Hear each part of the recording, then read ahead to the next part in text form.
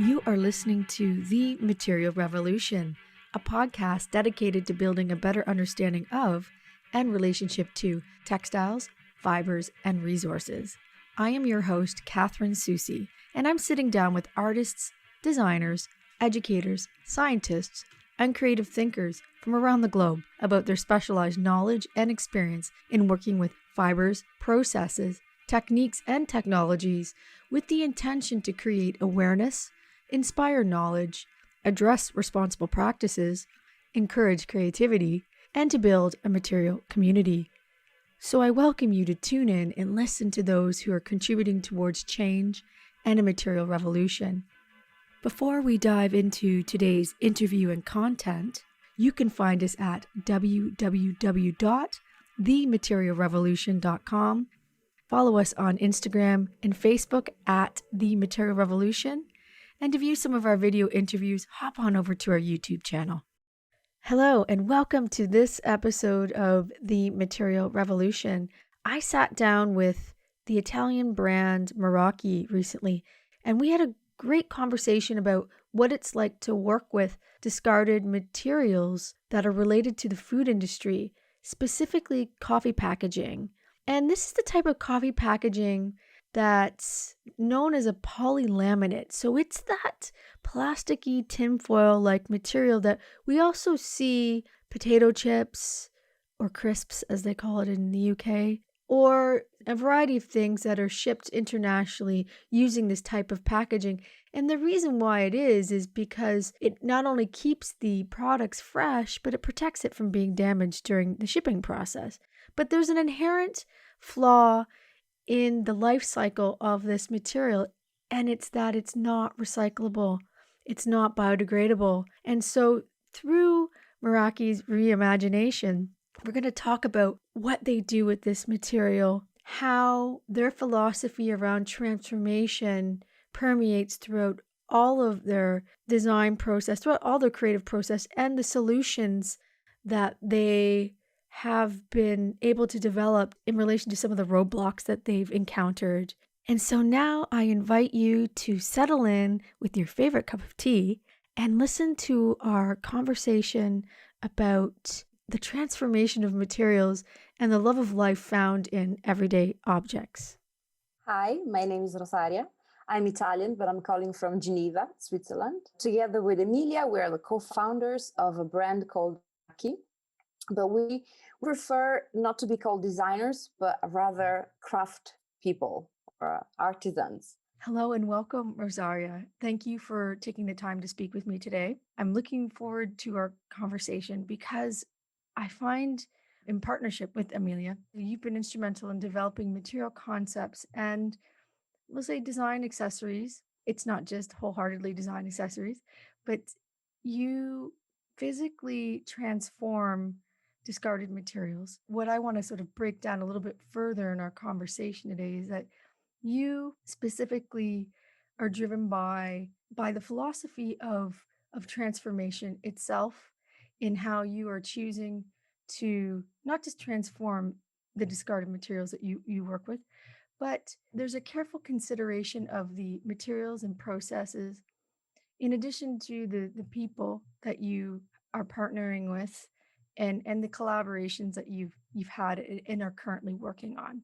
So I think for our audience today, it's really great if you could sort of introduce, like, how did you come into doing what you're doing? If you could tell us a little bit about your background and how you came to develop this relationship with discarded materials. Okay. Well, both me and Emilia, since we were a child, we liked building things, making stuff from whatever we can find. Then life, none of us as a designer at the university. I graduated in astronomy and Emilia in political science. So just the opposite. Completely different backgrounds, yeah. Yeah. We always loved doing stuff. And when we were students, that's how we met in Bologna. We both lived in Bologna. We were living in small apartments with ugly furniture. And at some point, I don't know, maybe we saw something once next to the garbage bin and said, that that looks really nice. Why don't we make something out of it? And that's really how we started. We just, go on expeditions to find furniture that looked ugly, but they had just a huge potential.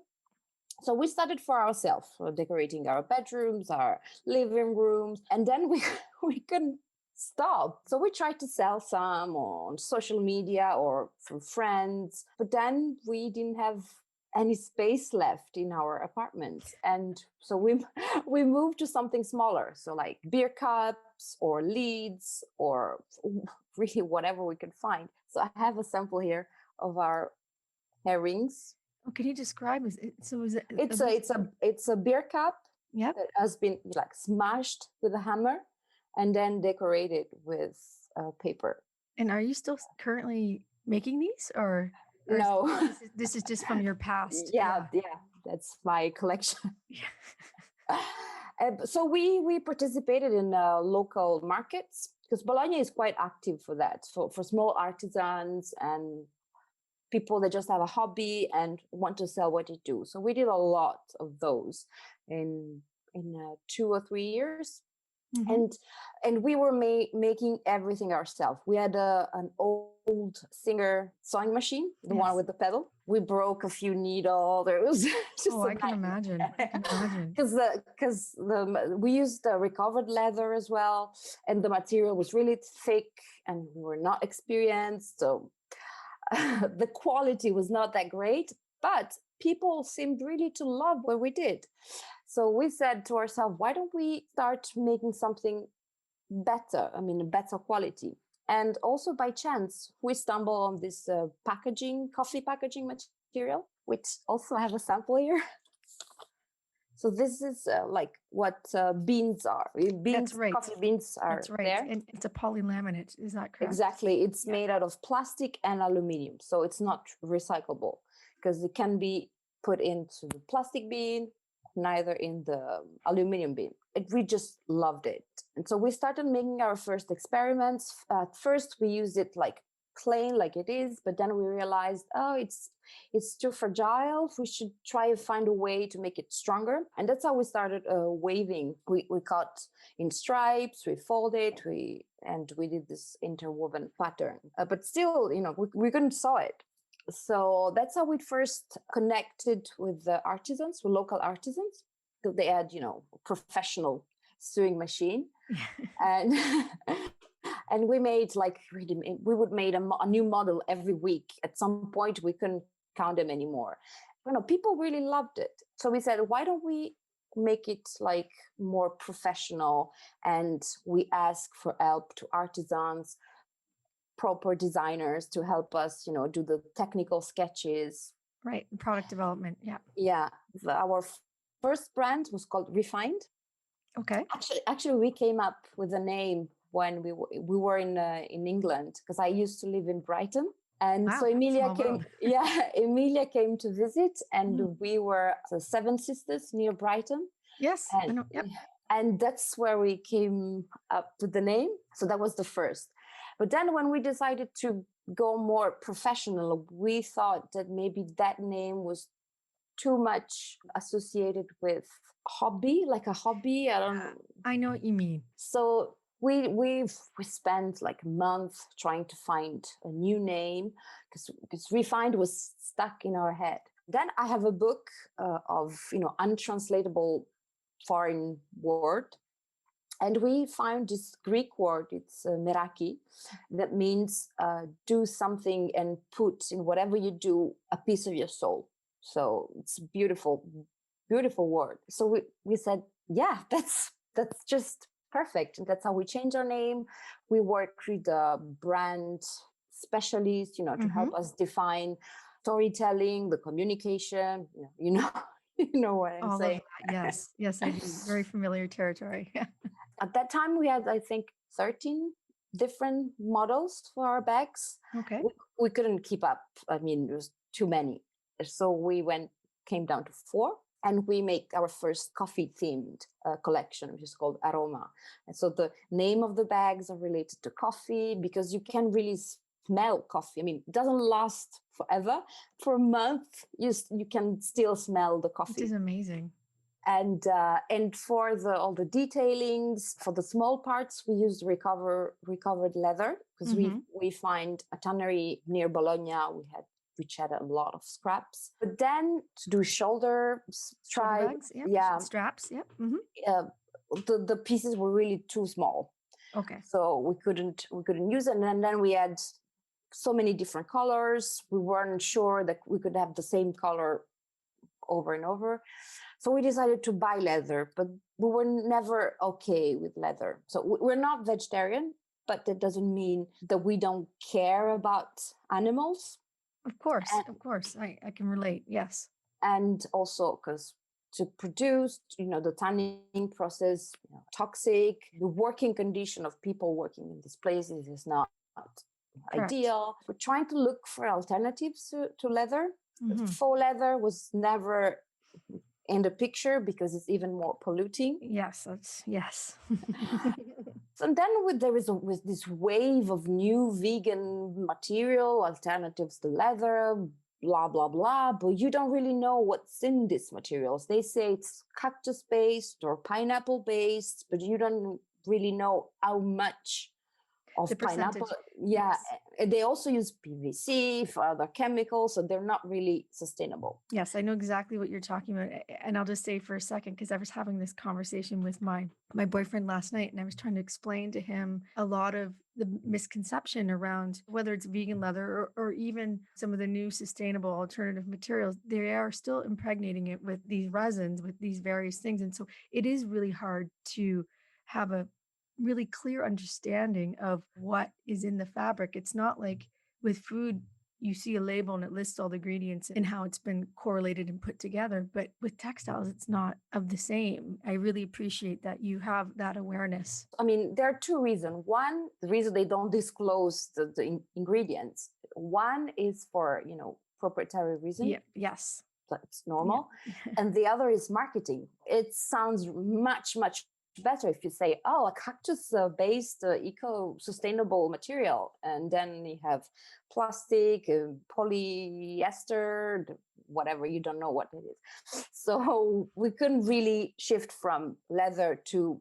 another undisclosed material. So we said, okay, we have to do something ourselves. So we participated last year in a European project called Worth Project. That's right. And the aim of this project is to build international collaboration. And we said, okay, we have to find a partnership and develop an alternative to leather. And we found this Portuguese startup. The owner is a girl called Monica. She's really amazing. She's been doing new materials since 2010. And she was in the process of working with bananas because she has a partnership with a supermarket chain in Portugal. It's called Continente. I don't know if I can say that. No, it sounds good to me. The thing with banana is that they get brown quite quickly. They ripe quickly and people don't buy it. So they end up in the garbage. Like we did some research, 3,000 tons per year get in the garbage. Wow. That's just because they don't have the right color. And then, but here there's some debate. Some people say they have a low carbon footprint. Some people that say that's high because sometimes you read they're shipped, so CO2 is not that much. Sometimes you read that they're flown, so huge carbon footprint. So what we decided, we should rescue some bananas from the landfill. And so Monica, since last year, she started to make some experiments at first because she put, I cannot disclose exactly the formula, but I can say that we're using all natural material. So we're using 80% is banana in our material. Wow, that's significant. And the rest is paper, cotton, and natural latex. Can you describe what it feels and looks like? Like some of the, I'm under the impression that you've obviously experienced some of the samples so far. So can you describe what they look and feel like? Yeah, to be honest, I haven't touched the final because we did the final 2 weeks ago. So okay, so very, Emilia very is new. because Emilia is still in Italy. I'm in Geneva, so she has to send it. But I can say that it feels like soft leather. Okay. The look is not. I mean, it could look like leather, but since it's all handmade, it's an artisanal process, no sample looks the same. But I can send you some picture if you want. Oh, that would be really interesting. And what about at this point in your development? Have you been experimenting with coloring them in any manifestation? Or are you Yes. working? Okay. I was curious about So that. the natural shade is brownish because of the banana peel. Mm-hmm. But Monica mainly, was able to do a blue shade, a red shade, and mustard yellow shade, Okay. and Nice. black.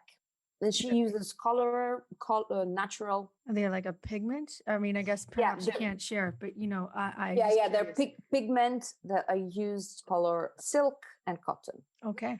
And she's really conscious about using only natural material or harm-free material. At some point, I think I can share that. At some point, we had a dilemma because natural latex could be really, really, really expensive. Mm-hmm. So for like 500 milliliters, it was like 17 euros Mm-hmm. to make a sample of 30 by 40.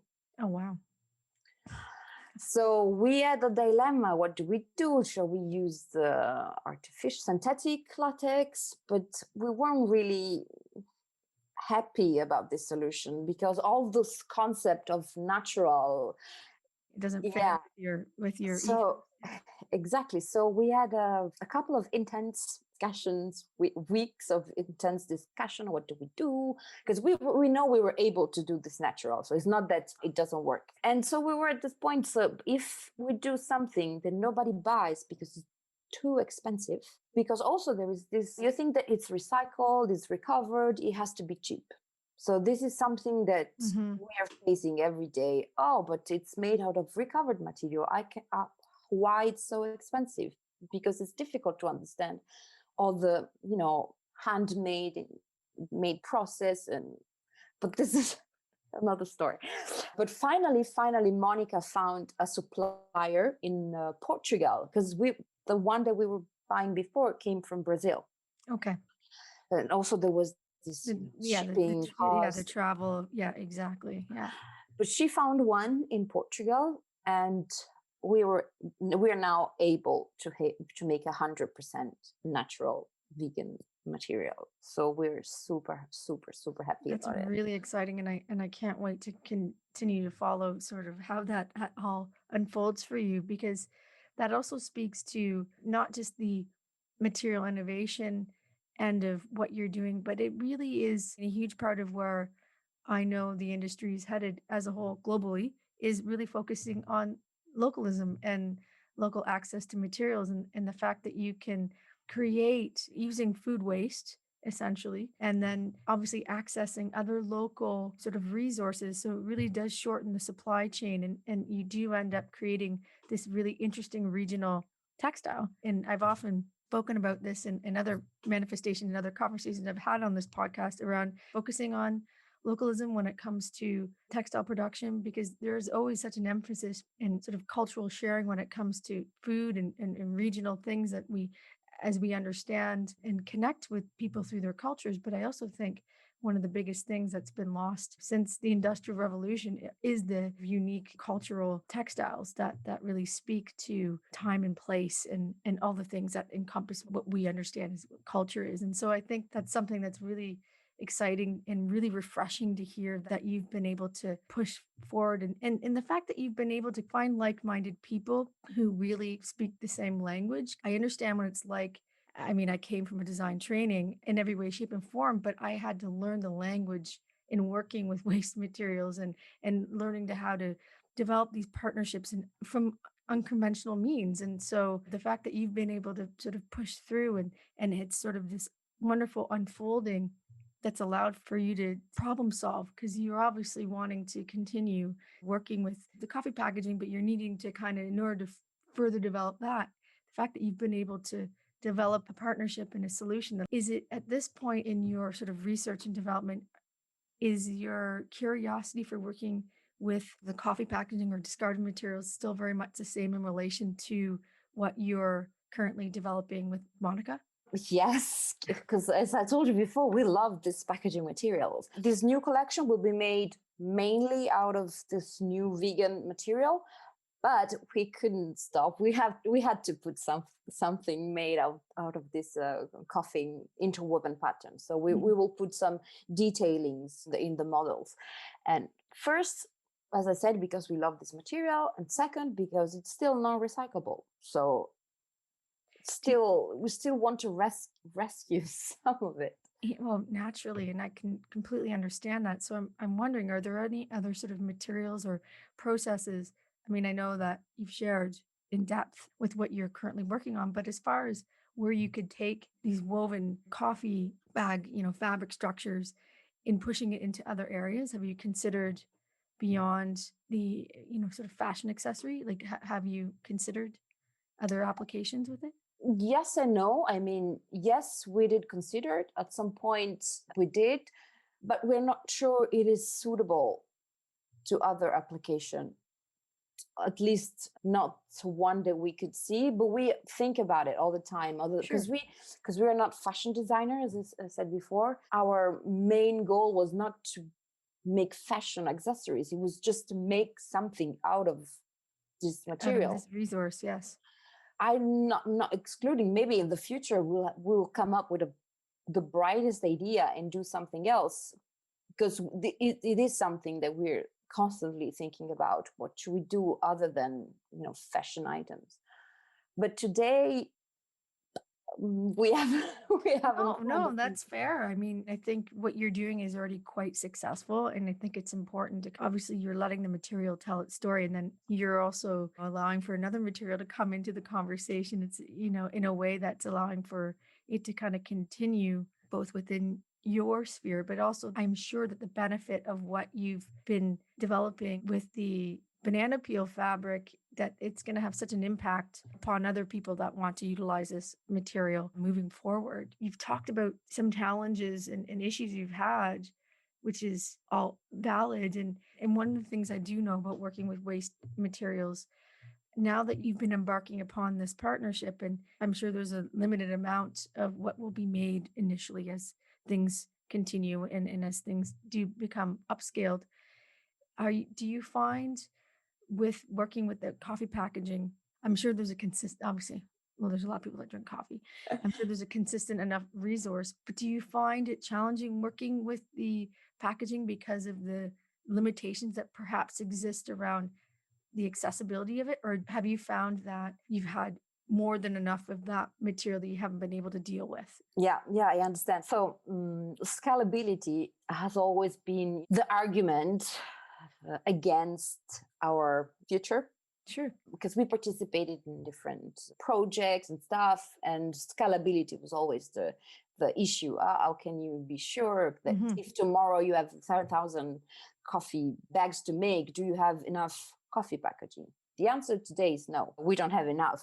But we're trying to establish a relationship with coffee producers. Because now we outsource material in coffee bars, restaurants, and cafeterias in the Bologna area. They're all willing to collaborate with us. They keep bags and bags full of coffee packaging, and we do a round once per week and collect what we can. We know we could have more. Today we don't have this huge demand, and we don't have enough space. So we can, improve production a little bit, but we won't be able to do 1,000 bags per day. But still, we're trying to, involve also the coffee producer, because they have a lot of waste on their side too. Because when they're manufacturing the bags, if the logo is not perfect or the color or whatever, it's all goes in the trash. Some of them responded positively. We also have on the side, we have a co-branding project. So we do something just for them because they give away to the bars, the restaurant, they use their coffee, they give away like sugar holders or small like items for Christmas or whatever. Right. So some of them, Promotional yeah, products. Yes. Yeah. exactly. So some of them were reactive and replied to us. We established some collaboration. Others never replied. But I mean, it is something that it's always in the back of our mind. I mean, today we don't have the capability because we don't have the structures, we don't have the space. But I mean, we're working on building relationship with them, because if one day we would need more, they can help us also like that. But I think, what come to understand what you're doing, because I know that you, at this point, like the the bags that you're making, they are custom made, like they're made to order essentially. And I think, one of the things I learned to resolve years ago in doing the work that I've done as a designer is that when you have the ability to develop like the clientele and you have the opportunity to create made to order, it really does fit within a philosophy that you're not producing more than is needed that's out there, right? So I think something that as you build, I would like to think and I'd like to see for you that develops in that way, because then still have the ability to focus on different creative developments in what you're doing, but then you're also allowing for that relationship that you've created with your clientele and with your other key stakeholders and who you're working with. And that to me is those are important, valuable relationships. And then you're also creating something that's important and valuable as well, right? So those sort of shared relations in relation to what you're creating as a, we'll say, cultural artifact that people will instantly recognize, because it's clear that in what you're doing, it has a definitive DNA to it that's very different from other sort of recycled. I mean, there's a massive movement around upcycling and recycling materials, but I think from what I've seen in some of the images and the research that I was doing, that there is a wonderful simplicity, but you're also very clear in making that not just in its physical form and manifestation, but even in reading about your company and how you've managed to focus and push things through a philosophy that isn't going to compromise on the value that you're trying to impart through the things that you're making and through the relationships that you're creating. So I wonder, you've kind of already touched upon a little bit, what knowledge gap or sort of misinformation do you think exists in particular to what you're doing? You can either focus on the coffee bags or perhaps with the vegan leather, that you think our audience should be aware of? Well, I just like to underline that there is a lot of work behind everything we do, other artisans do. I think the values of craftsmanship are just now becoming to get out again, because people are so used to to buy new stuff every day. So, and there is such a massive value in things that we already have. I'm not I think last time I bought a dress was a couple of years ago. I'm just mainly going to secondhand shop, vintage shop, garage sales, covering my mother's wardrobe, and they find piece of treasure, just treasure. Mm-hmm. And also in what we do, it's either coffee packaging or this new leather, vegan material. There's so much work behind, like just to go and collect the bags, clean them, sorry, cut them, fold them, interweave them, and also for the vegan leather. So Monica has to go fetch the bananas, open them, clean them, leave them soak. I cannot give you the exact formula, but leave them soak for some times, add some other material, and then it has to dry. So it took 5 days to have one sample of vegan leather. I shouldn't call it leather, but vegan material. So it's 5 days. So it is really, for me, what should be out is that it's not just because you don't pay for the primary material. It could be banana leather, or banana peels, or the coffee packaging. It doesn't mean that there isn't work behind.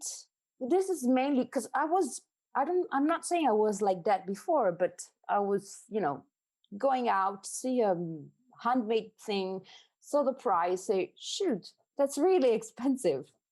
That's what I was like that before, and a lot of people are like that just because they don't know. But when I started making things myself and try to establish what's the best price for that, and you see, it's actually expensive, but then it's really not. I mean, it's work, and you don't pay necessarily for the idea, you pay for the people that are working and creating something out of trash. It doesn't mean that it's not valuable.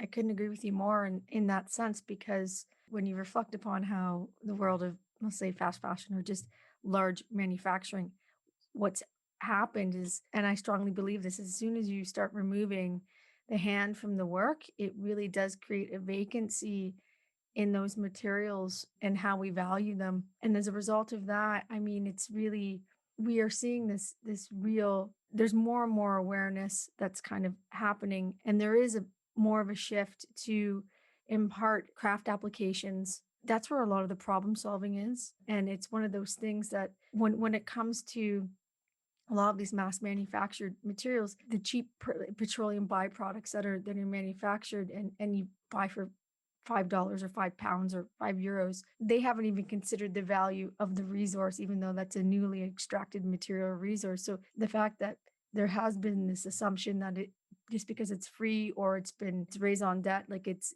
whatever it was previously in its previous life, or if it's a waste material as a whole, there are more people that are considering it valuable.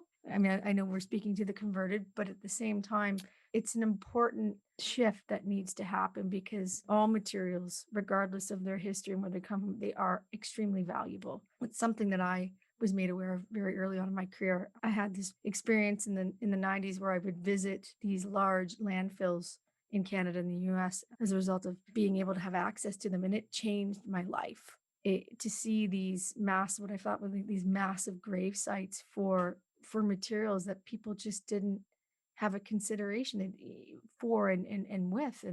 And I thought, if I'm going to be a designer in this life, I have a responsibility as to what I put out there. And I do not want it to end up in a landfill like some of these that I experienced. So ultimately, what do you want people to know about your work? I think whatever we do, I mean, it could be whatever material we use, whatever product we make. I think that we want to be known for being, people that look at things not for what they are, but for what they could be, for what they might be. So that's today we use this material, tomorrow we can use another material, we can make fashion items or other stuff. But what makes us what we are is just that we see something and we see, oh, this could be made into something else. XYZ, yes. No, I read that, about you. And I think that, I think the fact that you have that as part of your core, sort of, it is a philosophy, but it's the ethos from which is going to impact all of your, decisions, whether it's material related, whether it's the relationships and partnerships that you create. But I think that really speaks to your sort of creative positioning. And it kind of comes back to how you introduced yourself, because to me, that kind of exists when you are a craftsperson, an artisan. When you approach materials through sort of that lens, it does allow for you to have this wonderful, I don't know, it's the experience of working with these materials. It teaches you as much as I think as it's a reciprocal relationship. You give it and it gives to you. And I see that in what the sort of meaningful work that you are instrumental in creating and developing. I'm curious though, like ultimately, how do you, and I ask, various people this question at different points in my podcast, but how do you consider sustainability or circularity in your practice and in your process? It is a bit of a tricky question in the sense that we are aware that we're not 100% sustainable, in the sense that if in 20 years you want to get rid of your bag, maybe it will still not be recyclable as like the material for which it's made. So we prefer to say that we get inspired by the circular economy principle, but we try to use as less external material as possible. We try to, give second function, second life to as many things as we can. So we're not 100% sustainable in that sense, but our philosophy, I think it's our philosophy that's sustainable rather than the product itself. So yeah, it's a tricky question, but I mean, we are aware of the limits of what we do. I mean, we cannot today, at least, we're not able to do something that it's 100% sustainable. And when you want to dispose of it, hopefully never, but if one day you want to dispose of what we do today, you can't really do it in a way that's 100% sustainable. And I totally get that. It's hard when you work with something that's a non-recyclable, or perhaps something that it takes many years to decompose, for example.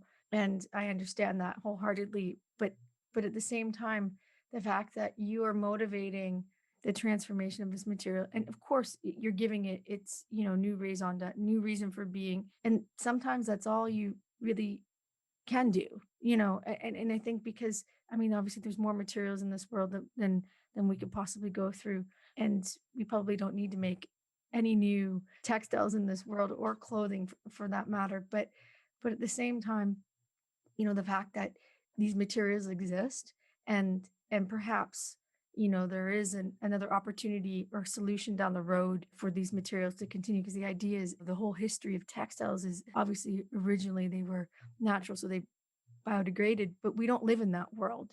And we are dealing with an aftermath of materials we don't know 100% what to do with yet. And I think it's fair to say I don't know just yet, but we're doing, bit by bit, figuring out how you can resolve that. And I think the more conversations and understanding of that, it's an important position to kind of be in, because not everything we're going to have 100% solutions for, and it is tricky. Sustainability is tricky business, and so that's why I asked that, because it isn't easy. But the fact that you are negotiating what that means and reflecting in a way that's allowing for you to share that with the clientele and with other partnerships, right? And in including the audience listening to this.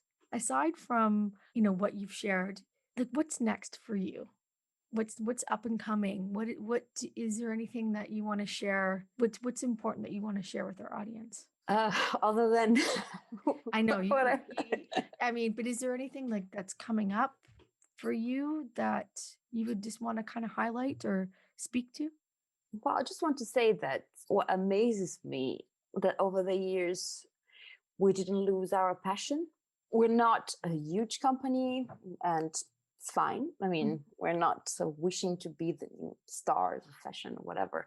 But there have been, tough times, but that has not changed our passion, the passion for what we do. We really love what we do. So I think that's the most important thing in every job, every profession, every activity.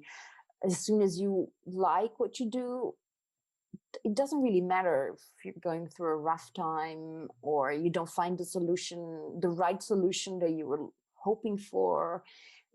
For us, it's always a matter of trial and error. We have something in mind, we try to make it, it works. No, it doesn't work. Oh, this feature really, it could be great, but no. So it's really, we're testing and testing and testing. And also it's difficult because I'm in Switzerland, Emilia is in Bologna. So we have, lengthy phone calls or, message. I can imagine. Yeah. So that's a bit tough, but we know that, and also there is a strong friendship between us. So that's what makes also the relationship really stronger, because sometimes we swear at each other like when Oh, we're mad, but we both know that it's just something that stays there and it won't go any further, because it's really how we get, I think, the brightest idea when I know what you said and I don't like what you said, but I don't like it either, and then we build up on this discussion, and I think that's what make us go through all these years, and we're still there, and we're still doing well, what we like. and it's clear that you obviously share a similar value system. Otherwise, you wouldn't be able to continue Yeah, well, that's how we met. yes. So, but I just, for my own purposes, I wonder, has your background, I mean, you said you studied astronomy and it was political science, right? Is that what? Yeah, yeah. So, do you find that because you came from these different backgrounds, has that come to inform how you research, how you perform research, and how sort of the problem solving? Like, has your varied backgrounds in different areas, do you think it's benefited what you're doing? I think it did in a way, at least I can speak for me, Sure. because I have a scientific background, so analytic. I have to know the reason for things. I have to understand. So I mean, that doesn't mean I cannot be creative, but my creativity is also focused on, I have to understand first. I have to understand why something is like this. So I think that has not been it could have been a handicap, just in the sense that we don't know how to do a technical drawing of a bag, but that we have help for that. So it's not a problem. It could have been what gave us that little thing more. In fact, that you come from a completely different area, your mind is not formatted, to think of what's fashionable, what's trendy, whatever. You just look at things differently. So I think that yes, being trained in physics and mathematics might have helped.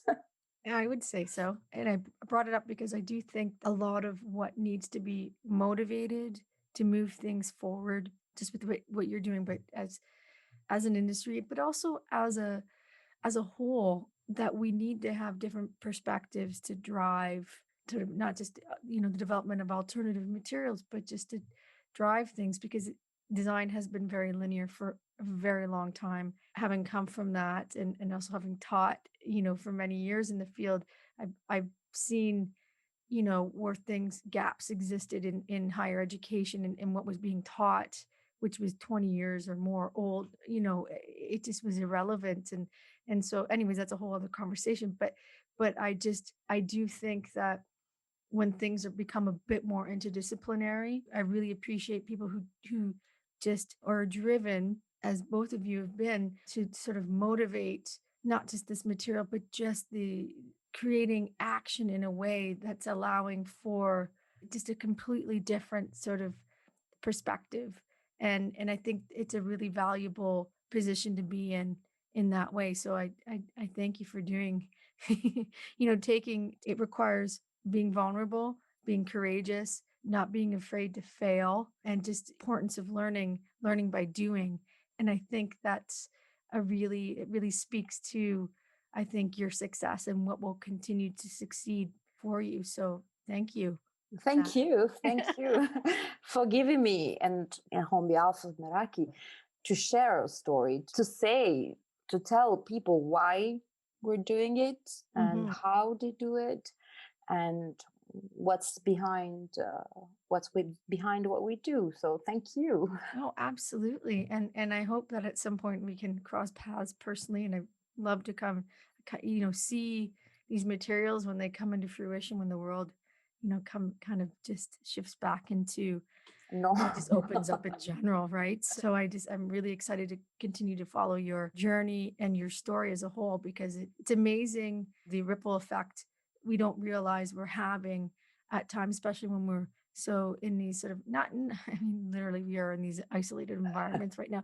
But, I think sometimes when we aren't able to share our story and the things, and yes, we can find like-minded people as we move through things, but I think we're in an interesting time where we have the opportunity in sort of forums like this to kind of get the story a little bit further in areas that you wouldn't necessarily think it would get penetrated, So before we say goodbye, every guest that I have on this podcast, I ask for them to share a meaningful textile or garment um, that they have, and it's one of those. What instigated me to do this? I used to do this with students when I was a lecturer, and I had them introduce themselves through a textile or garment. So it made things more creative, but less, vulnerable, and not having to kind of talk about themselves. But it created really interesting connections, and I saw these partnerships and friendships that developed, and then turned into lifelong collaborations or just relationships. And so it was a really good grounding exercise, really kind of develop a better understanding of the powerful relationship that textile serves, not just in our everyday, but the powerful relationships that we have and the relationships that it creates, between people and communities and cultures. And so I'm wondering if you could bring forth the textile or garment that you would like to share. Yes, actually, I could have chosen a lot of different things because, as I said before, I don't throw away anything, and I mend and I buy secondhand. But I want to share with you a dress that belonged to my mother. So luckily, we have the same measurements. Oh, amazing! That's great. So she has a lot of amazing dresses that she doesn't wear anymore. But it's just good for me because I can just go and pick up whatever I like.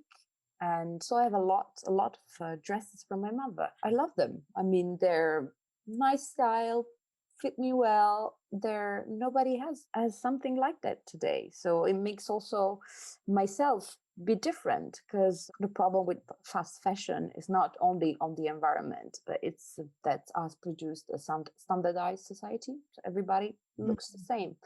So I feel special, if I can say, when I'm wearing something that has belonged to my mother.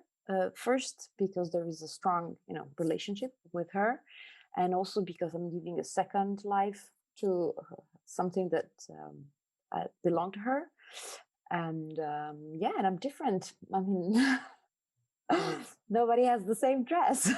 And it's that form of like individualism when it comes to, clothing and identity and self-expression, and the fact that you are, I mean, it's a rather intimate, but it's hard to describe what I'm trying to articulate, but it's just the level of intimacy of wearing something that your mother wore at a different time and space, and the fact that you're carrying on that in a different way. I mean, the memories that you have, not just in that shared relationship, but the fact that you are able to kind of have that exchange, and the importance of being able to carry, allow for this garment to kind of carry on in your everyday life. I'm sure you don't wear that every day, but you know what I mean. Yeah. But I just think that it's one of those, it's such a personal, we don't understand, like we often, obviously we judge, sometimes we judge people by their cover and what they're wearing, and we don't realize the personal connections that we have to what we're wearing, and the fact that you feel different. And I think that's a really important space to be in when you wear because you want to be able to feel connected to your clothing. And the fact that you have articulated that, I think that that's a wonderful story. So thank you so much for sharing that with me today.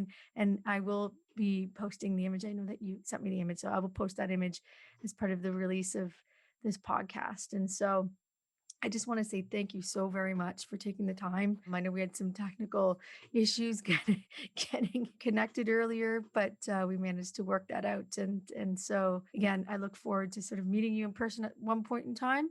Me too. And all the very best with the continued success and product development. And I can't wait to see what unfolds for you. Thank you. I'll keep you posted. Yes. Thank you again for giving me this opportunity.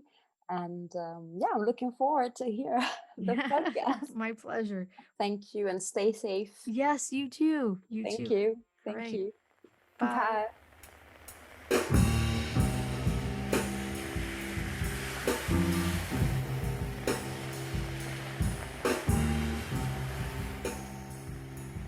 Thank Thank you, everyone, for tuning into this episode of The Material Revolution. We hope you enjoyed it. If you have any questions, comments, or perhaps you may want to suggest a topic, material innovation, or an expert that you would like to hear on an upcoming episode, please reach out to us via email at info@thematerialrevolution.com, or you can contact us through any of our social media channels. If you haven't done so already and have enjoyed this episode, please make sure you subscribe to the show via Apple Podcasts or from any platform that you're choosing to listen to this from. We would appreciate it if you could rate, review, and help us spread the word by sharing this podcast with friends. And if you would like to support this podcast further, consider visiting our Patreon page and make a pledge. You can do this by accessing the link that's located in the episode notes of this podcast, or you can visit our website or any of our social media channels where we will have that link made available.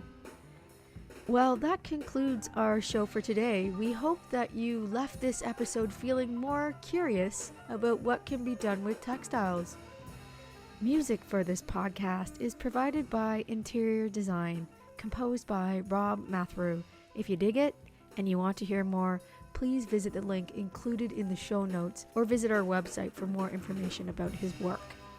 You can also find images from today's episode located on our website, www.thematerialrevolution.com, and other show highlights are available on our Instagram, Facebook page, and YouTube channel.